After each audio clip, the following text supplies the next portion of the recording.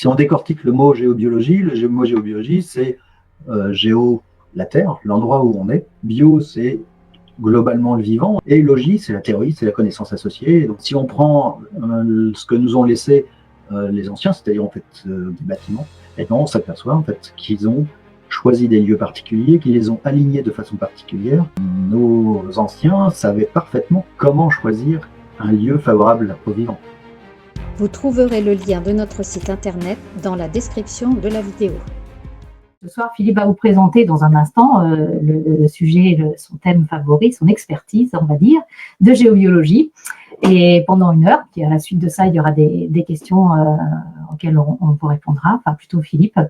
Donc moi, je suis Coralie, l'épouse de Philippe depuis 35 ans. Et je suis coach, j'accompagne des personnes depuis plus de 20 ans. Parallèlement à ça, je m'occupe de la formation en ligne de géobiologie. Et j'anime un petit peu aussi tout ce qui est comme réseau. Je ne suis pas une experte, mais voilà, on apprend au fur et à mesure. Donc, maintenant, je vais laisser la place à Philippe, puisque c'est vraiment son expertise. Bonjour à tous, je suis Philippe Cissé, je suis aussi l'époux de Coralie depuis 35 ans. Et l'objectif de ce soir, c'est vous présenter globalement en fait la géobiologie, en tout cas ma façon de voir la géobiologie. J'ai toujours pensé qu'il y avait autant de géobiologie que de géobiologues, et donc ça permet de vous donner ma vision qui est simple, pragmatique, en tout cas j'espère le plus possible, et peut-être vous donner envie d'explorer en fait cette matière-là qui est passionnante. Moi, ça fait maintenant plus de 20 ans que j'explore la géobiologie et j'ai pas fait le tour, et je pense que je n'arriverai pas à faire le tour en fait dans cette vie-là. Je suis toujours en train de me former. Alors que tu reviennes, hein. Je reviendrai. Comme dirait Terminator, I'll be back. Bon, c'est la référence. Je reviendrai. Et donc, ce que j'ai envie de vous partager ce soir, c'est quelques infos globales sur la géobiologie. Également, on vous parlera du programme de formation qu'on a travaillé, réalisé, de façon à pouvoir vous permettre de vous former en ligne. On expliquera effectivement les contours de ça. Et puis, au travers du site, qui sera en lien en dessous de la vidéo, vous pourrez effectivement avoir beaucoup plus d'informations également sur les formations en présentiel qui sont réparties dans le territoire, puisque effectivement j'interviens en Sologne, en Normandie, en Suisse, je sors du territoire, et en Vendée, et également en Touraine, pour les Tourangeaux principalement. Puisque c'est notre ville, voilà. Nous habitons juste à côté de Tours, dans l'agglomération de Tours, qui est relativement centrale, c'est pratique. Oui. Ce que je vous propose, c'est que je vais afficher un PowerPoint. Moi, j'aime bien effectivement avoir un support. Ça permet d'amener des visuels, ça permet aussi pour des gens qui ont besoin d'images ou d'écrits, de pouvoir aussi capter. Tout le monde n'est pas nécessairement à l'aise pour juste écouter. Donc, on va amener des visuels. Donc là, on va basculer sur l'affichage. Moi, je l'ai intitulé consulting environnemental, puisque la géobiologie ou le consulting environnemental, pour moi, c'est à peu près la même chose. C'est analyser comment l'environnement nous impacte. Dans l'environnement, en fait, pour moi, il y a 2 choses qui sont impactantes. Il y a l'environnement naturel, c'est-à-dire l'endroit où votre maison est construite. Quand on parle d'un lieu de vie, ça peut être un appartement, un chalet, une grotte, un troglodyte. C'est toujours positionné à un endroit. Cet endroit peut nous impacter, mais aussi une entreprise, des bureaux, des bâtiments d'élevage, ou tout simplement des parcelles sur lesquelles effectivement on a des cultures pérennes comme des vergers ou des vignes. Et ben, l'environnement naturel, en dessous de notre maison, on peut avoir potentiellement des passages d'eau. On parle de cours d'eau souterrains, de veines d'eau. Ça dépend des référentiels et des vocabulaires de tout à chacun. Et on peut avoir aussi des changements de matériaux dans le sous-sol, c'est-à-dire effectivement, je vais passer de l'argile au sable ou de l'argile à la pierre. À la jonction entre les deux matériaux, on a ce qu'on appelle un effet de faille qui va avoir un impact sur nous. On peut avoir aussi, effectivement, construit notre maison sur un terrain qui a une histoire un peu lourde. On trouve ça, par exemple, sur les anciens champs de bataille. Cette mémoire de bataille est souvent encore là et va impacter la façon dont on va vivre notre maison, notre bureau, ou le bâtiment d'élevage, si effectivement le bâtiment d'élevage a été construit à cet endroit-là. Il y a une vingtaine de critères d'analyse dans l'environnement naturel. Et puis, ça c'est le premier environnement. Pour moi, cet environnement impacte globalement le vivant. C'est-à-dire le vivant, c'est les micro-organismes. Exemple de micro-organismes, les levures dans une cuve de viticulteur, ces levures, qui sont des organismes vivants, vont transformer le sucre en alcool. Et ben ces levures vont être impactées par le lieu. Il y a des cuves qui vont fonctionner correctement et des cuves où la fermentation va être beaucoup plus lente. Cette fermentation va être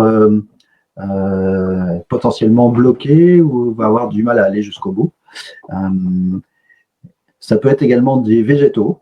On a le cas de figure, si on continue sur l'aspect viticulture, les parcelles de vignes, on a des parcelles de vignes où même si le viticulteur travaille de façon homogène, la parcelle ne répond pas de façon homogène. Il y a des zones qui poussent moins bien, il y a des zones de dégénérescence, il y a des zones où il y a de la mortalité de pied.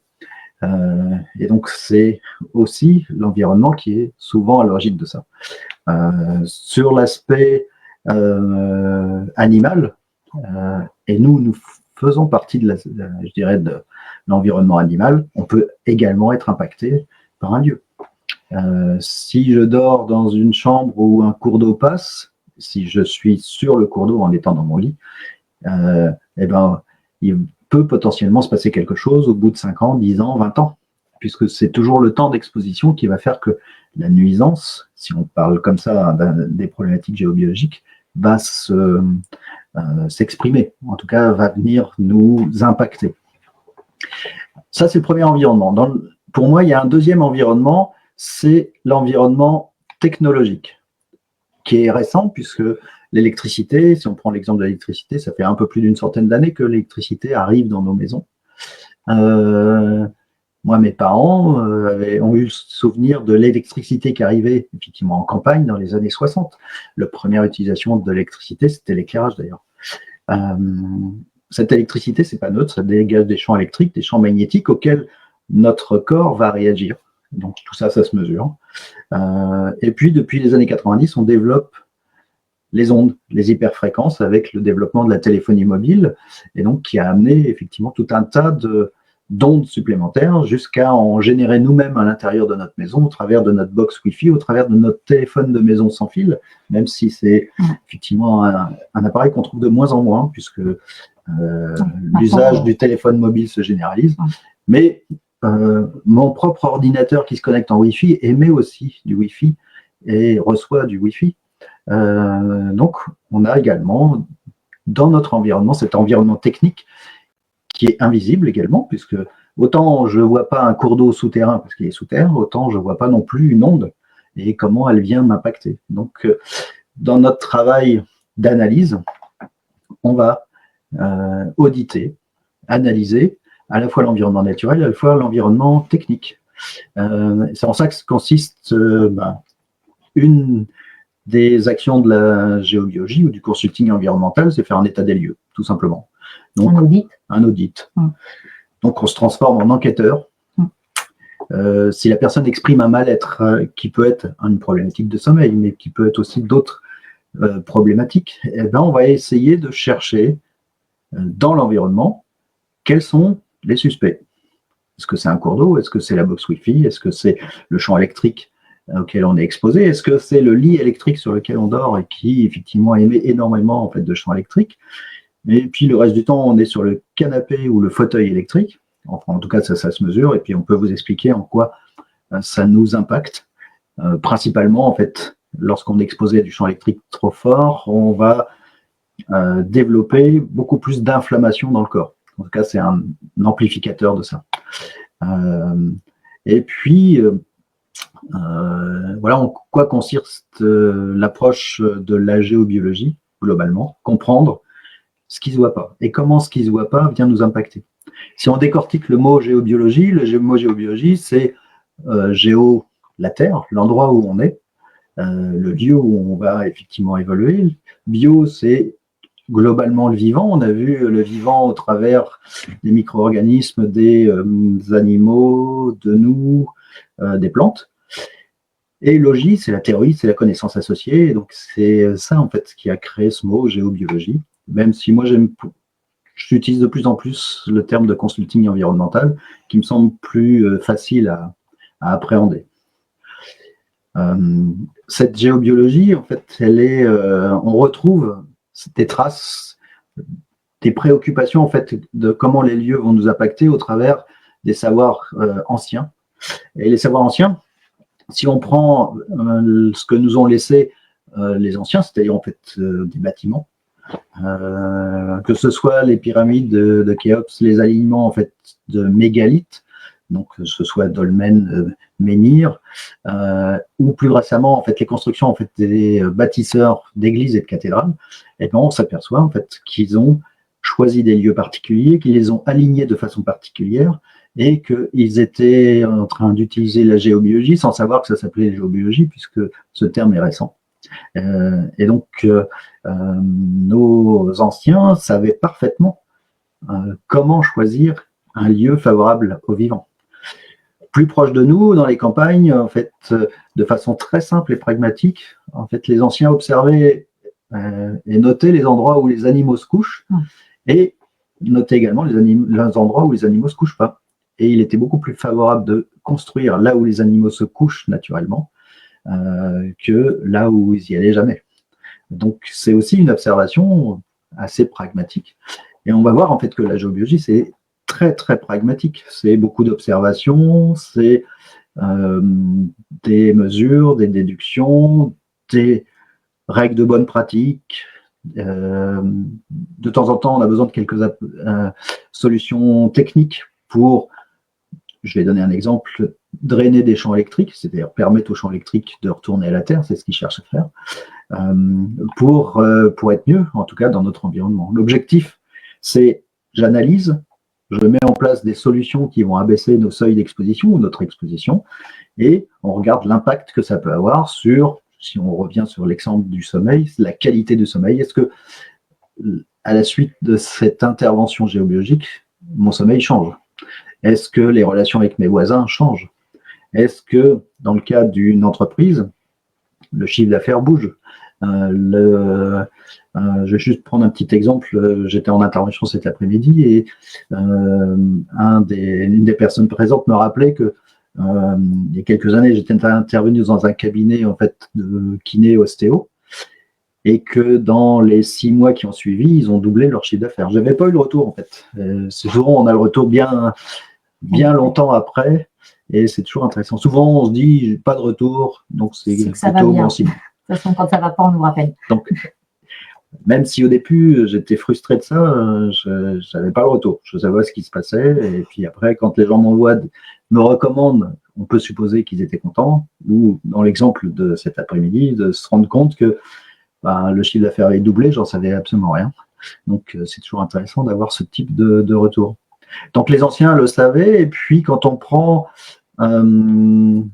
dans les écrits d'Hippocrate, le traité des airs, des eaux et des lieux, Hippocrate, qui est d'une certaine manière une référence de notre médecine occidentale, il disait déjà 400 ans avant Jésus-Christ que celui qui veut se perfectionner dans l'art de guérir considérera comment l'endroit est disposé et s'informera du sous-sol, concurremment avec la constitution des êtres vivants. C'est-à-dire, dans l'approche thérapeutique, dans l'approche de médecine, ausculter le patient, c'est bien, ausculter l'endroit où il vit, c'est mieux.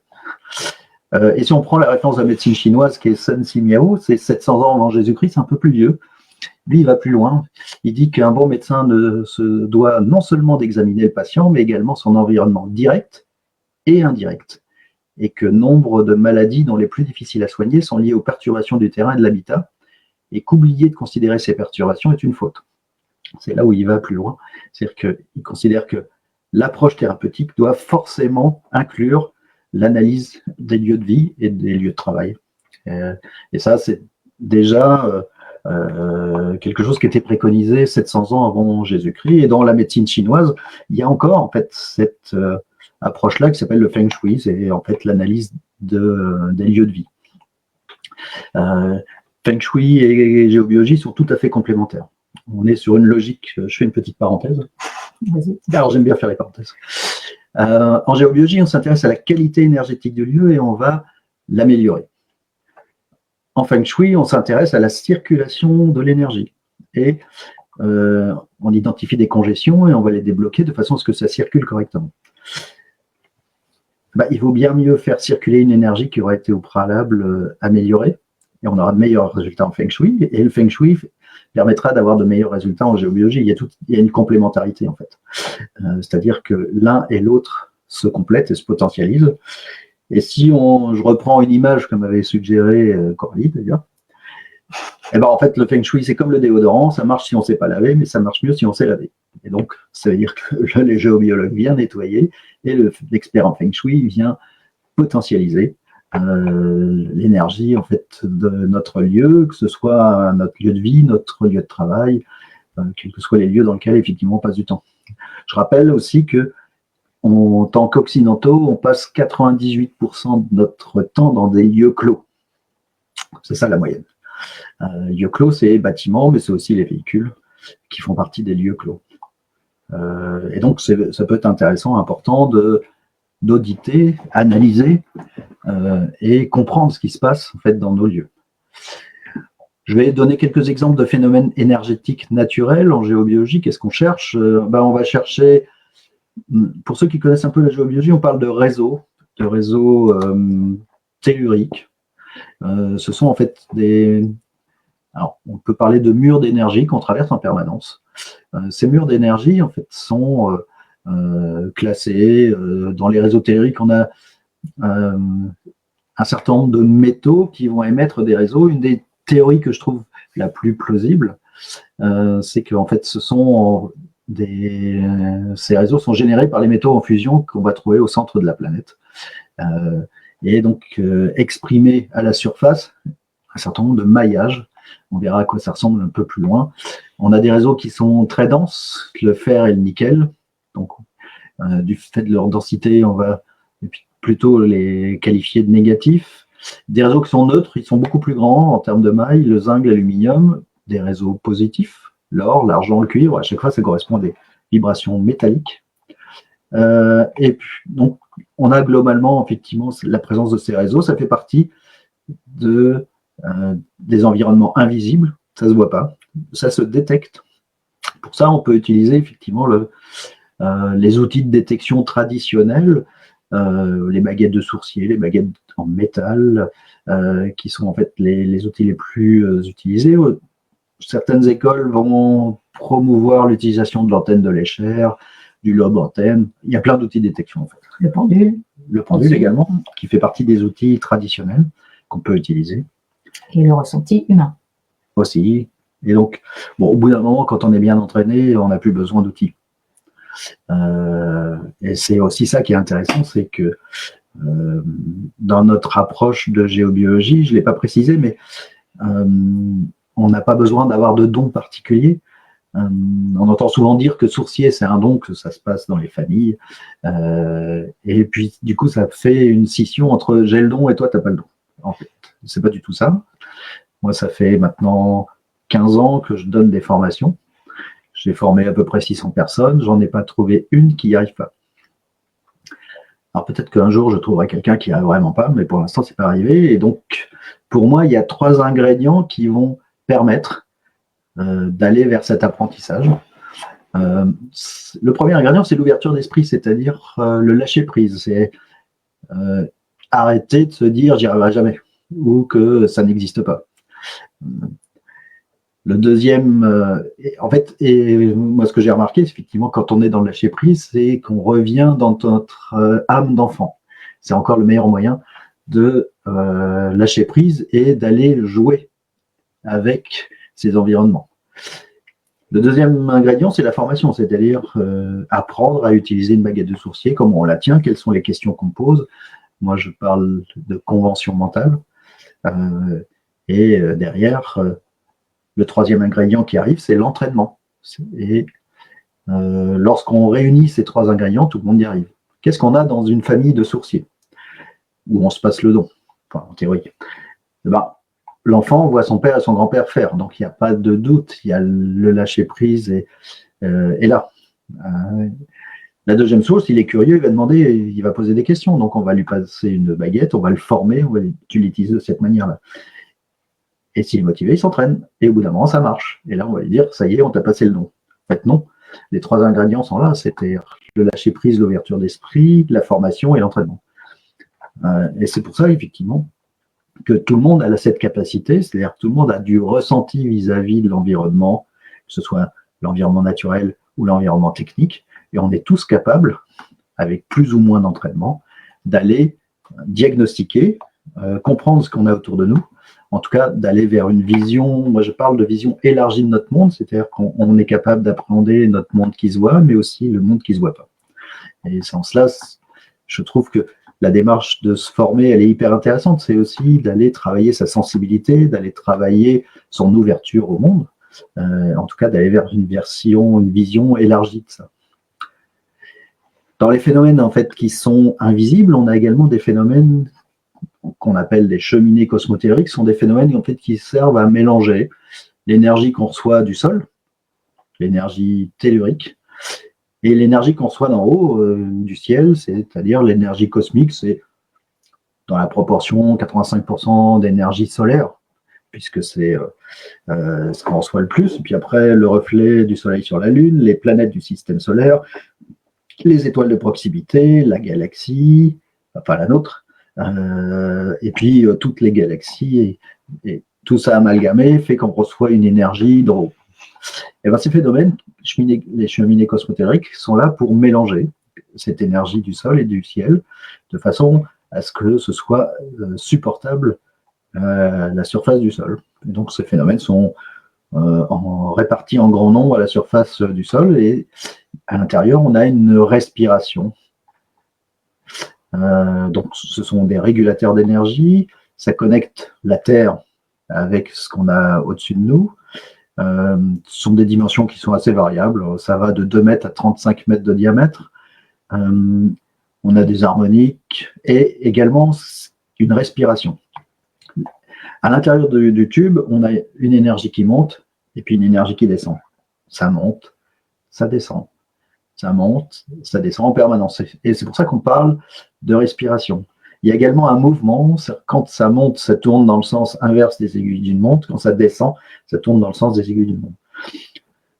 Quand on dort sur un système comme ça, en fait, on est dans une sorte de lessiveuse énergétique et c'est souvent là où on va observer des réveils fréquents, des gens qui vont exprimer le fait qu'ils se réveillent fatigués.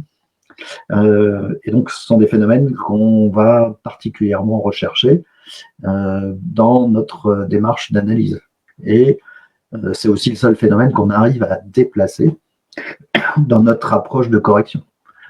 Et donc, ça nous permet effectivement d'avoir à la fois un diagnostic, mais aussi des systèmes qui nous permettent d'amener des corrections et des améliorations en fait, de l'énergie des lieux. C'est-à-dire qu'on ne se contente pas de poser un diagnostic en disant votre maison elle est merdique, merci, au revoir.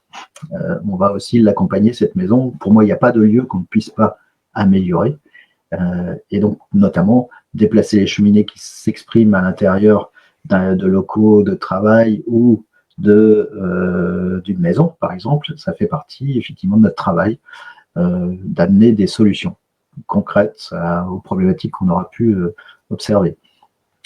Donc voilà, c'est pas exhaustif, je vous donne pas ce soir l'ensemble des problématiques qu'on peut retrouver, c'est juste effleurer le sujet. On a également des phénomènes qui sont positifs, c'est-à-dire que la cheminée peut nous prendre de l'énergie, elle peut être neutre ou nous donner de l'énergie. Un vortex cosmotellurique, lui, est toujours positif. C'est-à-dire, c'est des phénomènes puissants. Souvent, les bâtisseurs se sont servis de ça pour implanter une église autour. Et des fois, on a des églises qui sont dans des endroits improbables. C'est-à-dire que le village est en bas et l'église est en haut d'un piton où on se dit, mais pourquoi ils se sont emmerdés à monter les pierres là-haut? Et pourquoi ils s'embêtent à monter pour aller dans cette chapelle ou cette église? Parce qu'en fait, le bâtisseur cherchait un point d'énergie fort pour pouvoir implanter un lieu sacré qui favorise l'élévation de l'âme. Enfin, en tout cas, c'était l'objectif des bâtisseurs. Donc, les vortex cosmotelluriques sont des phénomènes qui sont plus rares que les cheminées, mais qu'on prend en compte dans notre étude parce que des fois, on a des maisons qui sont plutôt sympas, qui ont plein de problématiques. Ça veut dire qu'on a quelque chose qui compense. On n'a pas que des phénomènes négatifs, on a aussi des phénomènes positifs qui peuvent, je dirais, compenser complètement le ressenti dans un lieu de vie ou dans un lieu de travail. Donc, le vortex, c'est un lien énergétique entre deux points, ça transfère effectivement un certain nombre d'énergie. Il y a une partie aérienne et souterraine, comme la cheminée cosmotellurique. Il n'y a pas de respiration, par contre. Autant dans une cheminée, ça brasse, un vortex, c'est très stable. Et c'est, donc, je l'ai dit, souvent choisi pour implanter les lieux sacrés. Et c'est un phénomène qui est plutôt rare, mais qu'on trouve quand même de temps en temps. Dans notre diagnostic, on en tient compte, c'est-à-dire on cherche à la fois des phénomènes, alors on est dans les phénomènes naturels qui sont positifs et des phénomènes naturels qui sont négatifs. On parlait tout à l'heure des bâtisseurs en préambule, comment est-ce qu'ils ont utilisé et modifié les réseaux dans leurs bâtiments. Bien, par exemple, les bâtiments sont alignés sur les réseaux nickel. On parlait tout à l'heure de réseau nickel. Et ces réseaux, en fait, donnent l'orientation globale des bâtiments, des églises et des cathédrales. Souvent, on va trouver un vortex qui est au cœur, puisqu'ils ont centré l'église dessus, de façon à avoir quelque chose de forte énergie. Alors là, je ne vais pas vous montrer de plan d'une église ou cathédrale, parce que là, en fait, c'est plutôt 3 ou 4 heures de conférence qu'on va faire. J'effleure, en fait, un certain nombre de sujets, mais l'analyse des lieux sacrés fait aussi partie de la géobiologie, même si dans ma pratique, je vais beaucoup plus travailler en diagnostic de lieux et amélioration de lieux. Néanmoins, observer comment les anciens ont travaillé, c'est toujours très très riche en termes d'informations. Et ça peut être inspirant dans nos pratiques de correction quand on travaille une maison ou quand on travaille une entreprise. L'objectif global quand même. Qui nous intéresse plus particulièrement. Qu'est-ce qui nous intéresse? Au fond, on s'en fout de la géobiologie. Qu'est-ce qui nous intéresse, c'est se sentir bien chez soi. En tout cas, nous, c'est ce qui nous a motivés au début. Oui, c'est toujours le cas d'ailleurs. Et comme moi, je suis toujours en train de me former, à chaque fois que prends un truc nouveau, c'est d'abord sur notre maison qu'on va faire les tests. Mais ce n'est pas uniquement se sentir bien chez soi, c'est également se sentir bien au travail. C'est ça, en fait, notre objectif. Et donc, ça passe par l'analyse. Et là, en fait, je vais vous décortiquer un petit peu une forme de méthodologie. Donc, on prend l'exemple d'une maison qu'on vient de finir de construire ou des bureaux. Ça peut être aussi, effectivement, une entreprise.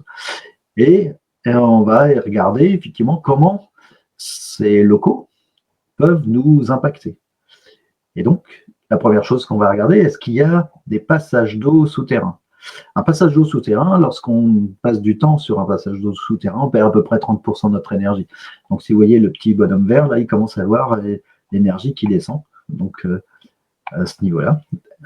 On va regarder si, par hasard, on n'a pas des failles. On parlait tout à l'heure de changement de matériaux. Sur une faille, c'est plus fin qu'un cours d'eau, on perd à peu près 50% de notre énergie. Donc, on regarde où ça peut potentiellement s'exprimer. On regarde également les présences de réseaux. Je ne sais pas si vous voyez les quadrillages qui apparaissent. Donc, souvent, on représente les réseaux de cette manière-là. Gardez à l'esprit que ce sont des murs qu'on traverse, des murs qui nous donnent de l'énergie ou nous prennent de l'énergie. Et donc, on commence à rentrer en fait dans le diagnostic. Qu'est-ce qu'on a en fait dans ce lieu et qui peut expliquer, par exemple, pourquoi les gens ne se sentent pas super bien ou dans le cas d'une entreprise, pourquoi tel service à tel endroit ne fonctionne pas. Et même s'ils changent de service de place et qu'ils en mettent un autre à la place, eh ben, en fait, c'est toujours le lieu qui est commun à l'apparition en fait, de conflits ou l'apparition en fait, de dysfonctionnement. Technique, quelquefois, pas seulement humaine. Oui, c'est vrai, j'ai été surpris d'intervenir sur des entrepôts automatisés et sur lesquels, effectivement, ça faisait 1 an et demi qu'ils n'arrivaient pas à le mettre au point. Et après l'intervention géobiologique, en 15 jours, ils avaient réglé le problème et ça fait plus de 4 ans, jamais une problématique depuis. Donc, ça agit globalement sur le vivant, mais pas que. Ça agit aussi sur les systèmes électriques et électroniques. En tout cas, moi, j'ai observé ça. Là, on est sur l'aspect, je regarde la mémoire des murs, la mémoire des objets, la mémoire du sol. Alors, c'est symbolisé, je ne sais pas si vous le voyez, par ces petites zones d'ombre qu'on a. Alors, c'est le parti pris du graphiste. Et donc, même une maison neuve peut avoir des aspects de mémoire, d'information, si le chantier s'est mal passé, s'il y a eu des conflits. En fait, ce sont des informations qu'on va trouver codées dans les matériaux et qui peuvent diffuser, en fait, ça aussi. Et donc, souvent, on pense que c'est une vieille maison qui a forcément des choses lourdes dans les murs, pas que. Moi, j'ai déjà trouvé des maisons neuves très, très chargées. Et des maisons très anciennes qui avaient une très belle énergie. Donc, en fait, on ne sait jamais à l'avance. C'est toujours la mesure, l'audit. Et puis le ressenti quand même de certaines personnes qui sont sensibles. Qui vont nous mettre sur la voie de ce qu'il peut y avoir. On parlait tout à l'heure de cheminée cosmotellurique, on l'a symbolisé ici. Donc, c'est le lieu de respiration. Donc, on suppose qu'effectivement, dans cet endroit-là, si on a à la fois le cours d'eau et la cheminée, ça peut être potentiellement… Surtout si c'est là où on dort. En plus, si c'est la chambre. Oui. Il ne va pas se passer grand-chose dans la chambre. Peut-être que si, mais beaucoup de fatigue. Et puis, il ne faut pas négliger l'aspect technique. Donc, vous voyez ici la partie électrique qu'on a introduite dans nos maisons. Aujourd'hui, la moyenne en France d'objets branchés dans une maison, c'est à peu près une petite centaine. Entre nos chargeurs, nos prises multiples, tous les éléments qui sont dans la cuisine, les robots, l'aspirateur, les aspirateurs, les frigos, les congélateurs, tout ce qui est branché dans une maison, c'est énorme. C'est énorme. Et tout ça, ça dégage du champ électrique, du champ magnétique. Et puis, comme grosso modo, on ne s'arrête pas là, on a ajouté les ondes. Et donc, là, on voit une antenne de téléphonie qui peut être plus ou moins proche, mais pas négliger le fait qu'on a aussi introduit des box qui émettent du Wi-Fi, du Bluetooth, des micro-ondes. Alors, micro-ondes n'émet des ondes que quand il fonctionne, mais un micro-ondes n'est jamais étanche. Et avec nos analyseurs haute fréquence, on entend les micro-ondes à plus de 15 mètres. Donc, ça veut dire qu'effectivement, il y a quand même des ondes qui sortent de l'appareil. Les plaques de cuisson. Ah oui, induction. Oui, induction, merci. Le nom complet, c'est induction magnétique. Ça veut dire que ça dégage beaucoup de champs magnétiques. Et quand on fait nos mesures, on s'aperçoit que la distance de sécurité vis-à-vis d'une plaque qui tourne, c'est 1,20 m. Alors, ce n'est pas hyper pratique pour cuisiner. Non. Surtout pour mijoter et être dessus, vous êtes dans des valeurs de champs magnétiques qui sont trop fortes. Surtout pour les femmes enceintes, où là, effectivement, c'est votre enfant qui va être en contact direct avec ce champ magnétique quand vous utilisez la plaque. Alors, on voit aussi que là, le petit bonhomme sur le côté, il a un peu l'énergie dans les chaussettes. Et que si on a un lieu où on a toutes ces choses qui s'expriment, ça peut être un lieu où on ne se sent pas super bien. Oui, mais en fait, même ça ne s'accumule pas nécessairement parce que tu vois rarement des maisons qui prennent plus de 35% d'énergie. Oui, c'est vrai que là, on a forcé le trait sur la représentation graphique. Il est presque mort, là.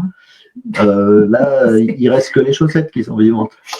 Donc, si on fait une petite synthèse, voilà, en gros, ce qu'on peut nous rechercher dans votre environnement. Est-ce qu'il y a des cours d'eau? Est-ce qu'il y a des failles? Est-ce qu'il y a des réseaux? Comment ça s'exprime? Est-ce qu'il y a des aspects de mémoire? Est-ce qu'il y a des cheminées cosmotériques? Et puis une analyse complète de la partie champ électrique, champ magnétique et ondes. Tout ça, ça fait partie en fait du diagnostic. Sur la maison et le terrain, parce que quelquefois, ça peut être aussi dans le terrain. Ça peut être dans le terrain, si par exemple… Pas, en théorie. Oui, c'est vrai. Enfin, ça dépend. Bon, en tout cas, toi, tu ne dors pas dans le jardin. Hein. Non. Moi non plus. Mais ça peut être une parcelle de vigne, oui. C'est-à-dire un terrain où il n'y a rien de construit, et quand même, on va pouvoir poser un diagnostic parce que la vigne se comporte de façon bizarre. Vous avez des fois des parcelles, tous les 20 ans, il faut les arracher et les refaire, et la parcelle d'à côté, la vigne a 80 ans, elle se porte très bien. Et donc, c'est ça aussi qui pose question aux viticulteurs en disant, mais les deux terrains sont côte-côte, il se passe des trucs bizarres. Donc, voilà. Les solutions, en fait, qu'on peut proposer, c'est soit faire venir un expert qui va vous faire une démarche de consulting environnemental, soit soit se former, c'est-à-dire, grosso modo, devenir autonome et mieux comprendre en fait ce qui se passe autour de soi et être capable aussi de poser le diagnostic et d'amener en fait les corrections. Et donc les solutions en fait de formation, jusqu'à maintenant je faisais toujours de la formation en présentiel et j'ai eu de plus en plus de demandes de formation à distance. Et c'est vrai que pour moi, j'arrive pas à me multiplier à l'infini et à former toutes les personnes à qui j'ai envie de transmettre mon expérience. Sur tes livres de la Réunion, ça commençait à être un petit peu compliqué d'aller donner des formations. Ça pouvait être sympa, mais… Oui, ça pouvait être sympa, mais la logistique, moi j'emmène beaucoup de matériel, et là, en fait, c'est grosso modo, donc c'est pas un avion cargo à chaque fois, mais c'est effectivement compliqué. Et donc, l'idée a germé de pouvoir proposer un programme de formation accessible par Internet. Ça fait maintenant 2 ans qu'on travaille dessus. Aujourd'hui, c'est prêt.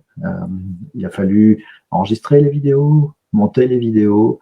Toute l'année dernière, on a modifié notre site Internet pour pouvoir plugger dessus un outil d'e-learning, en fait, un outil de formation à distance. Et en fait, en vrai, moi, je pensais lancer ça en septembre l'année dernière, mais on a pris un peu de retard. En tout cas, on a pris le temps d'essayer de faire les choses le mieux possible. Et donc, ce que moi, j'avais envie au travers de ces vidéos de formation, il y en a un peu plus d'une 50aine, c'était vous amener tout l'aspect théorique de la formation géobiologique. Il y a également toute une formation pratique, c'est-à-dire comment j'utilise les baguettes, faire les détections, voir comment travailler son ressenti, où là, je ne vois pas comment on peut le faire à distance. Et c'est pour ça que pour les gens qui se forment à distance, je vais aussi proposer des journées de pratique, de mise en pratique, de façon à compléter en fait cette formation. En présentiel, on a à la fois la formation théorique, mais on a aussi la pratique en permanence. Donc c'est ça qui fait la différence entre les deux formules. C'est pour ça que la tarification des deux formules est différente. Donc voilà en fait ce qu'on voulait proposer. Toutes les informations en fait sur la formation web sont présentes sur l'Institut, sur notre site, l'institutgéobiologie.com. Et donc c'est là où si vous souhaitez effectivement choisir cette formule-là, vous allez avoir effectivement 52 vidéos de théorie, des questionnaires, le matériel de détection également. On vous donnera la possibilité effectivement d'en faire l'acquisition.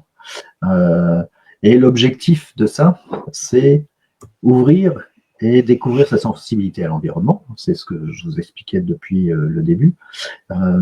C'est aussi de pouvoir être acteur de ça, c'est-à-dire pouvoir l'objectiver et puis faire en sorte qu'il soit favorable pour nous. Et pour moi, c'est déjà une forme de développement personnel que d'aller à la rencontre de sa sensibilité. Notre sensibilité au froid, au chaud, à l'humidité, elle est personnelle, elle est différente d'une personne à une autre, mais notre sensibilité à l'environnement, elle est aussi personnelle. Et donc, c'est intéressant d'aller l'explorer, même si aujourd'hui, le système éducatif en France ne nous emmène pas sur l'exploration en fait de notre sensibilité, très peu. Il nous emmène beaucoup plus sur l'exploration de nos capacités mentales et en ça c'est aussi une bonne formation, mais ça peut être intéressant de la compléter avec comment je vais à la rencontre de ma sensibilité. Je sens des trucs, je ne sais pas ce que c'est, je me sens bien dans des endroits, je me sens moins bien à d'autres. Il y a des personnes que je sens, des personnes que je sens moins bien. Déjà, ça apportait une réponse, hein, parce que, elles sont peut-être pas toujours pertinentes, mais en tout cas, il y a des pistes de compréhension avec l'énergie qu'on peut avoir, qu'on n'a pas nécessairement avec le mental, quoi. C'est vrai. Donc, en tout cas, moi, je trouve ça passionnant depuis plus de 20 ans. Comment qu'on puisse dire. J'ai plongé dedans, comme Obélix dans la potion magique. Moi, ce que je vous propose, c'est peut-être vous faire économiser 20 ans de cheminement et vous emmener là où j'en suis maintenant. En tout cas, c'est mon objectif et c'est comme ça que j'envisage et que je pratique la transmission. Si vous avez envie aussi, alors on a une chaîne YouTube dans laquelle vous allez trouver des témoignages d'élèves.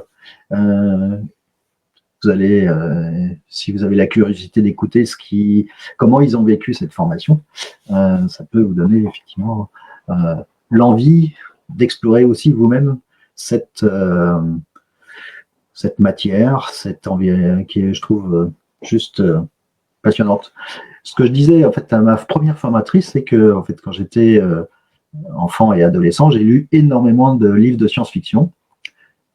Et là, j'avais l'impression d'être dedans, quoi. Et donc, c'est juste passionnant. Il y a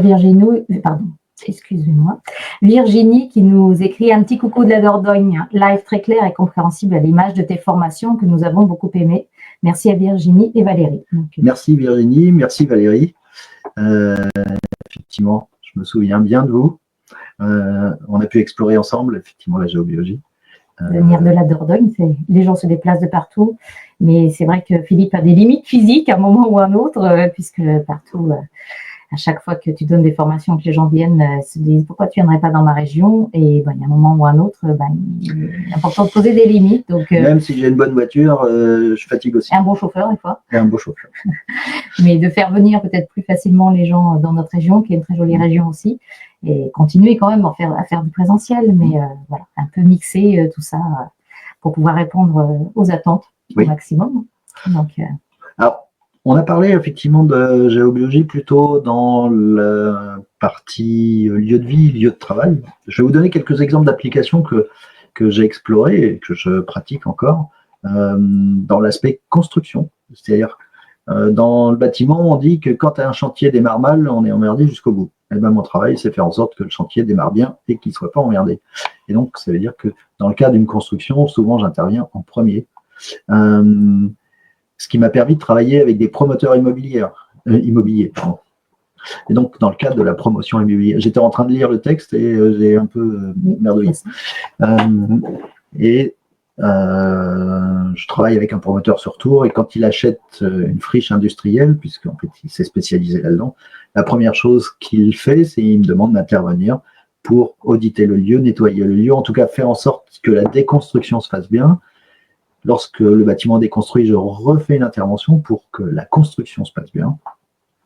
Et lorsque les bâtiments sont livrables, livrés, là je vais intervenir pour que les activités qui vont avoir lieu dans ces bâtiments, c'est des bâtiments à usage commerciaux, fonctionnent bien, parce que l'objectif, c'est quand même que les locataires payent le loyer.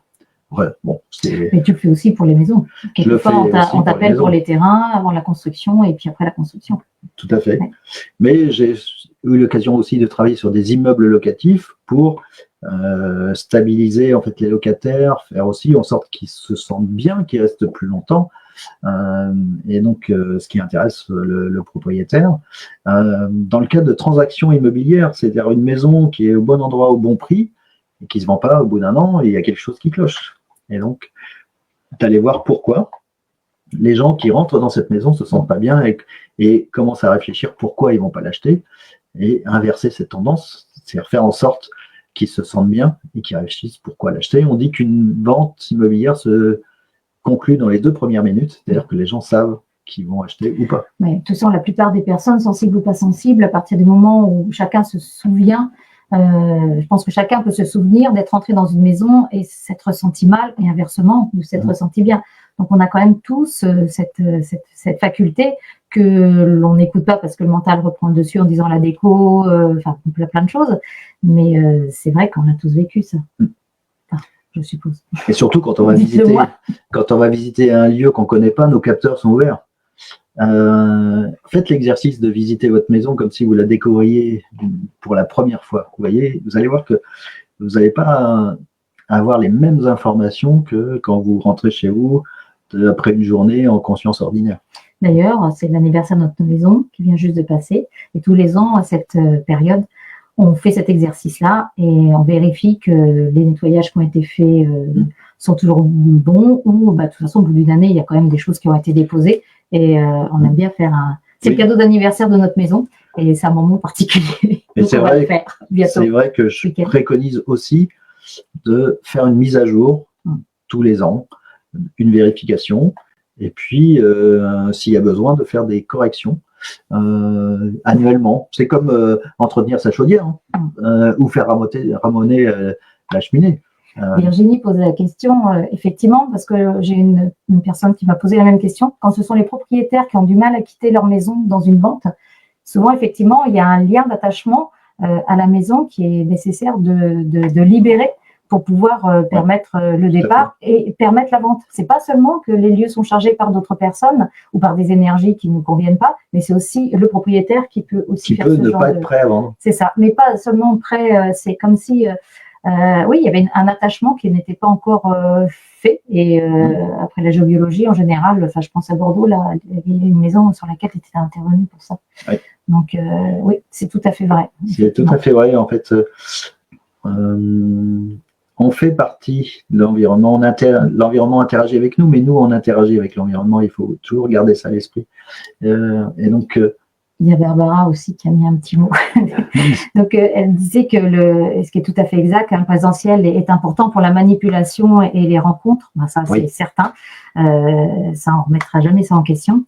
Mais c'est bien ce projet. On peut avancer à notre rythme. Et elle recommande Philippe. Oula. Quelle chance. Mais c'est vrai que certaines personnes ont besoin aussi d'avoir une connaissance peut-être mentale, théorique. Bon, s'il faut passer par là dans un premier temps, surtout quand elles habitent de l'autre côté de la Méditerranée.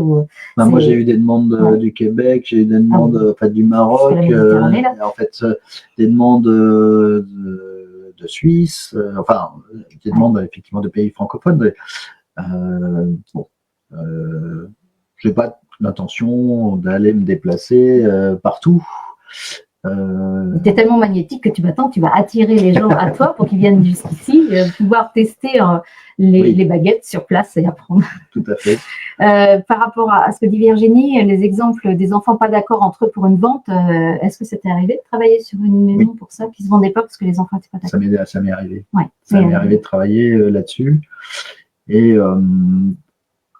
Et en fait, des fois, c'est parce qu'il y a un lien qui est fort avec la maison. Et il y a un des enfants peut-être plus. Il y a un des enfants qui est impliqué. Et puis souvent, en fait, les enfants, au travers de l'héritage, règlent leurs problématiques d'enfance. Bon, ça, c'est une autre mais le fait d'intervenir avait apaisé quand même. Ça avait calmé le jeu et ça avait permis effectivement à la maison de trouver son nouveau propriétaire. C'est ça. C'est comme ça qu'il faut le voir, effectivement. Donc, dans les exemples, moi, je suis intervenu assez régulièrement sur des déménagements d'entreprise, trouver des nouveaux locaux et les ajuster. Et donc, juste pour finir, juste garder à l'esprit que si vous soignez votre habitat, en contrepartie, il prendra soin de vous. Et donc, c'est ça qui est intéressant. J'évolue dans un lieu. Si je me soigne, c'est bien. Si je me soigne et que je soigne mon habitat, mon lieu, c'est mieux. Je vais plus loin. Ah oui, parce que c'est lui qui prend le relais et qui nous soigne. Tout à fait. Mais si en plus la problématique de santé que j'ai, elle est générée par le lieu, le fait de soigner le lieu, ça va désamorcer la cause ou une des causes, effectivement, de nos problématiques.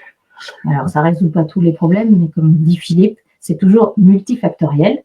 Oui. Donc, travailler sur soi, c'est une chose. Travailler le lieu dans lequel on se dépose, c'est important, mais bien sûr, il n'y a pas que ça. Et donc, d'une certaine manière, en fait, moi, mon travail, c'est remettre au goût du jour des choses anciennes.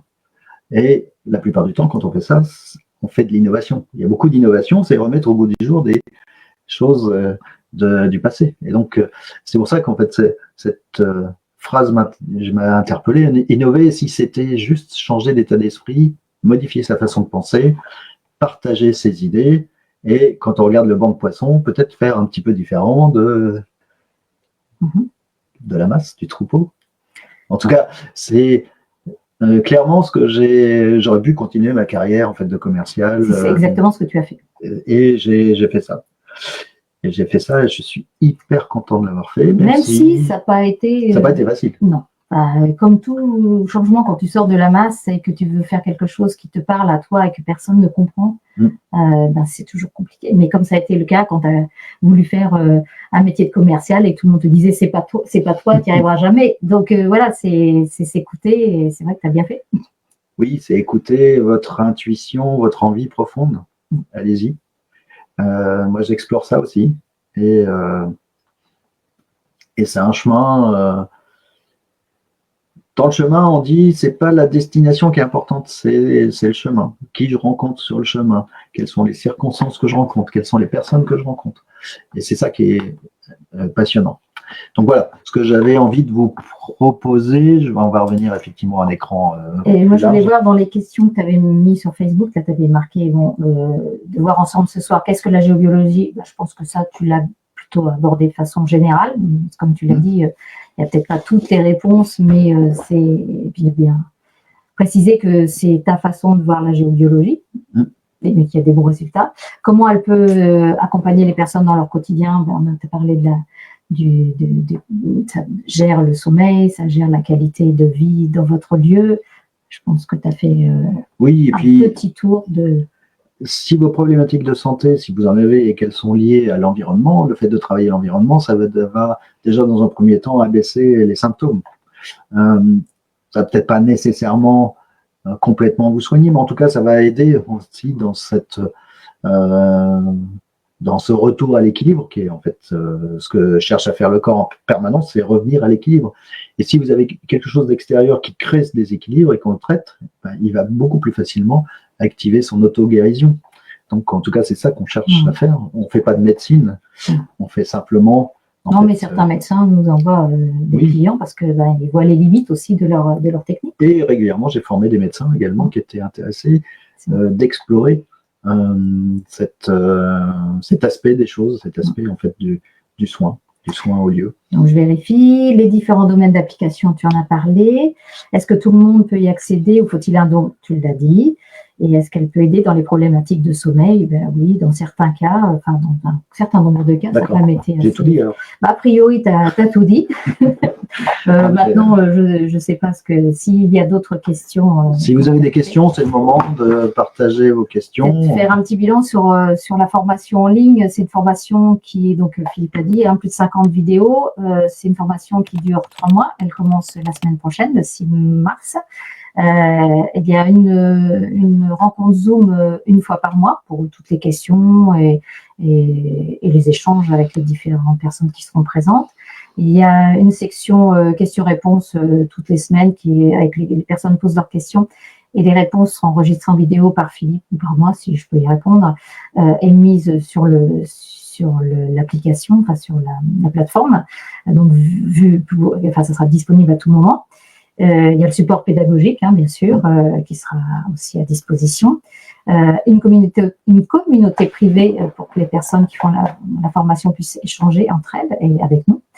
Et puis, un code de réduction pour l'achat de matériel de détection. Et il n'y a aucun prérequis donc, pour cette formation qui dure 3 mois. Donc, je te laisse, c'est ta partie quand même. Je fais la minute commerciale? Oui, je pense que tu es obligé là. J'aime bien faire la minute commerciale. Et donc, en fait, vous avez la possibilité de faire l'acquisition de cette formation. À vie. Qui sera, en fait, vous aurez la possibilité, en fait, à vie de pouvoir revisionner ces vidéos. Et donc, le prix de base, c'est 777 €. Et payable en une fois, ou si vous souhaitez effectivement régler en 3 fois, c'est possible aussi. Donc là, dans ce cas-là, c'est 3 fois 280 €. L'idée, c'est effectivement pouvoir permettre à la majorité des personnes qui ont envie d'aller explorer cette théorie, toute cette théorie effectivement de la géobiologie, de pouvoir le faire. Quel que soit l'endroit où vous êtes, à votre rythme. Si vous êtes au Québec, c'est possible. Si vous êtes en Belgique, en Suisse, au Maroc, c'est possible. Si vous êtes en Afrique centrale, c'est possible. Enfin, il n'y a pas de limite, sauf qu'il faut mieux parler français. Enfin, comprendre le français, ça va être la seule limite, non? Ou comprendre le français que je pratique, peut-être. En tout cas, voilà. Tu avais une petite promo aussi? Oui, on a... Petit cadeau. On a décidé... ensemble, on a fait un comité de direction, on s'est réunis, on a fait d'offrir aux 5 premiers inscrits. Moi, je vais offrir en fait l'étude de leur maison à distance. Et donc, l'étude et les corrections de la maison. C'est quelque chose qui a une valeur de 287 € pour chiffrer. Et donc, pour les 5 premiers inscrits, il y aura cette prestation qui sera fournie en plus. En tout cas, que je vais réaliser et sur lesquels, effectivement, je vous enverrai un compte-rendu complet qui vous donnera un petit aperçu de la méthodologie et sur lequel effectivement on pourra en discuter au téléphone pour dire voilà ce qu'on a trouvé, un petit échange personnalisé autour de cette étude de maison. Donc voilà, on avait décidé aussi pour le lancement, pour nous c'est la première fois qu'on va faire ce lancement, de pouvoir accompagner en fait les personnes qui s'inscrivent, les 5 premiers inscrits, sur cette approche de correction de maison, d'études de maison. Donc voilà en fait pour la minute commerciale en fait. Alors, concernant les rendez-vous de pratique en présentiel en complément d'apprentissage théorique, oui, Caroline. C'est comme là, on lance ça à partir de la semaine prochaine et qu'il y a quand même 3 mois de formation théorique. On va laisser cette, enfin pour le moment, c'est les 3 premiers mois où vous allez pouvoir voir toutes les vidéos. La théorie, oui, bien sûr. Et puis on va proposer des journées de rencontres où on va faire cet aspect pratique. Qui sera dans notre région Tourangelle, certainement à l'automne, puisque c'est une formation qu'on va laisser ouverte et proposer des rencontres Zoom régulièrement, mais au départ, on voulait faire 3 mois, puis reproposer à l'automne un autre groupe de 3 mois. Ça voulait dire attendre au moins l'année prochaine pour faire une rencontre pratique. Et finalement, on a décidé de laisser open. Et les gens s'inscrivent au fur et à mesure quand ils ont envie, puisqu'il y aura toujours les replays et des visios régulièrement en live. Donc, certainement à l'automne. Ça, on vous tiendra au courant, bien sûr.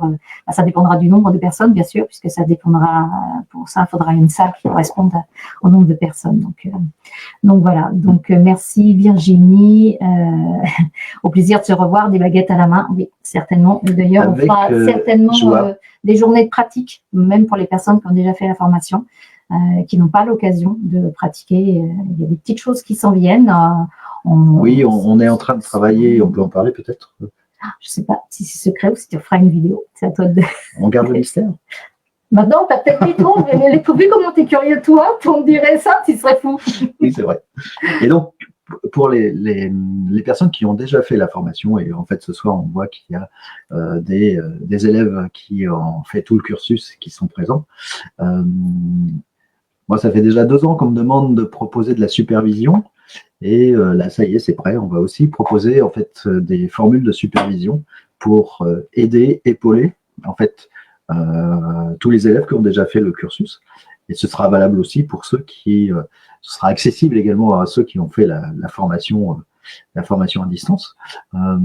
Et donc 2 formules de supervision qu'on va lancer bientôt. Enfin, puisque on finalise tout au mois de mars et on va lancer en avril en fait cette offre de supervision pour accompagner en fait les professionnels, mais aussi les particuliers qui veulent pratiquer. Et donc c'est pour ça qu'on aura 2 formules, une formule pour les particuliers, une formule pour les professionnels, où on va effectivement, moi je vais essayer de transmettre. Les gens auront accès à toute la formation qu'on met en ligne là, la semaine prochaine. Pour réviser. Voilà, pour réviser. Ça sera le niveau 1, moitié du 2, hein, c'est ça? Oui. Donc, ça permettra d'avoir, vous aurez accès à toutes ces vidéos, accès aux rencontres Zoom, et puis vous aurez des petites choses supplémentaires. Qu'on détaillera. Lors d'une prochaine conférence pour les personnes qui ont déjà fait la formation. Et donc voilà. Et le plaisir de se voir une fois par an sur des thèmes particuliers. On fera venir des experts. Voilà. Ça sera compris dans l'ensemble. On vous tiendra au courant. Donc voilà, parce qu'en fait, ce qu'on a remarqué aussi, c'est que l'ensemble des élèves, vous avez envie de vous retrouver. Et on va essayer de créer des événements autour de ça. Et puis moi, j'ai envie de vous revoir aussi. Et moi, j'ai envie de connaître, je reconnais un certain nombre, mais voilà, il en manque encore pas mal. Donc voilà. Est-ce que vous avez d'autres questions auxquelles on peut répondre? Alors, soit tout de suite, soit aussi sous la vidéo sur YouTube. N'hésitez pas, enfin c'est plutôt négatif ce que je dis, non, mais allez-y, posez vos questions sur les sujets de géobiologie. On se fera un plaisir de faire des vidéos tous les deux pour répondre à ces questions, parce que quelquefois on est tellement dedans que on se demande quelles sont les questions que les personnes peuvent avoir. Donc, oui, puis des fois des sujets qui nous paraissent tellement évidents qu'on ne pense même pas à expliquer. Donc c'est vraiment cadeau, c'est des choses. nous, on a vraiment envie de faire de la pédagogie, d'aider les personnes à découvrir, enfin, nous aider à faire découvrir cette technique qui nous accompagne depuis 20 ans. 20 ans, oui. Ouais. Donc voilà, si vous pouvez partager aussi autour de vous, si vous voyez qu'il y a des gens qui ont quel budget prévoir pour les outils de détection? Un kit d'outils de détection, c'est 50 €. Vous avez les baguettes en métal, vous avez une baguette de sourcier, un pendule. C'est vraiment les outils de base qui vous permettront en fait d'aller explorer en fait tout ça. Avec ça, il fournit la planche que j'utilise en fait, la planche de détection.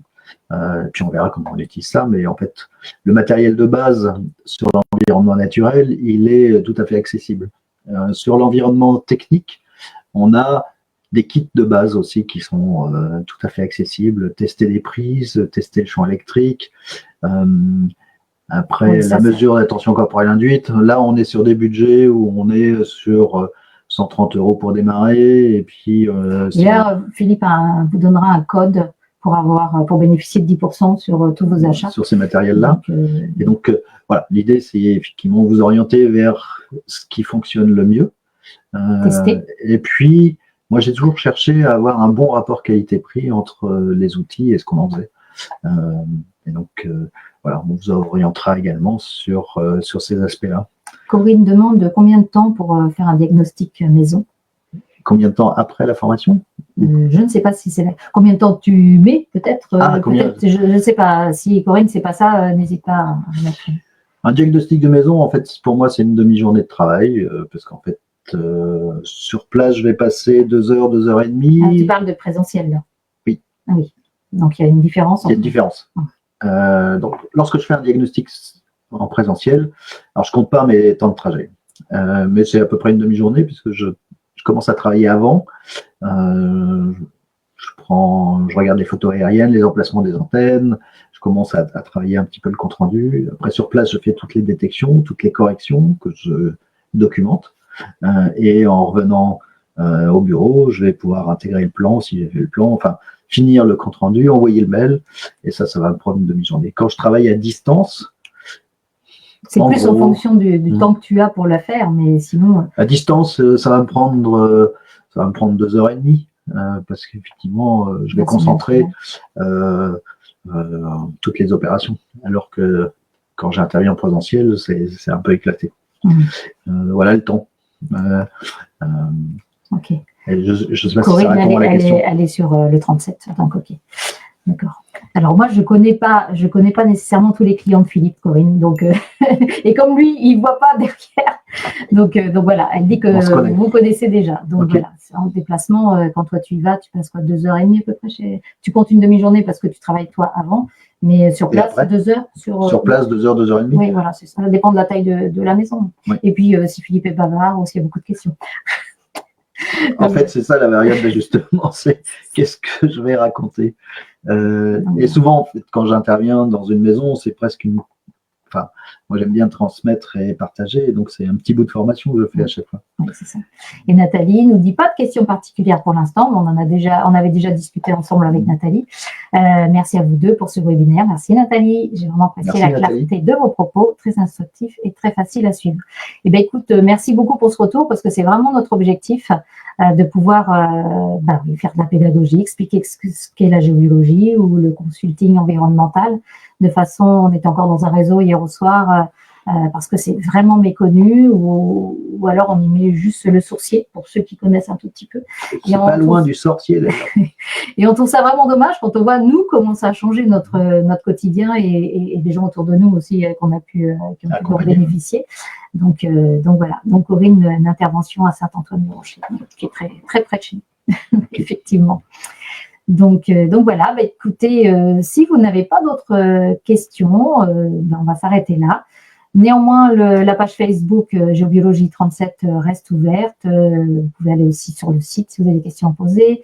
Allez sur YouTube, découvrir. Sur YouTube, tapez Philippe Cissé, vous allez trouver la chaîne. Philippe Cissé Géobiologie. Et tous les dimanches matin à partir de 9h, je crois, vous trouverez une vidéo de notre duo. Donc on chante pas encore, mais peut-être s'y mettre. Non, ça, on va pas. Donc voilà, on vous souhaite une excellente soirée. On vous remercie très chaleureusement d'avoir été là. Merci ça à nous vous. soutient bien et puis ça nous donne envie de continuer et de recommencer avec la technique. Merci beaucoup pour les retours. Merci beaucoup, Caroline, me semble. Très bonne soirée à vous. Bonne soirée à vous. Sûrement à très bientôt. Au revoir. À bientôt. Merci.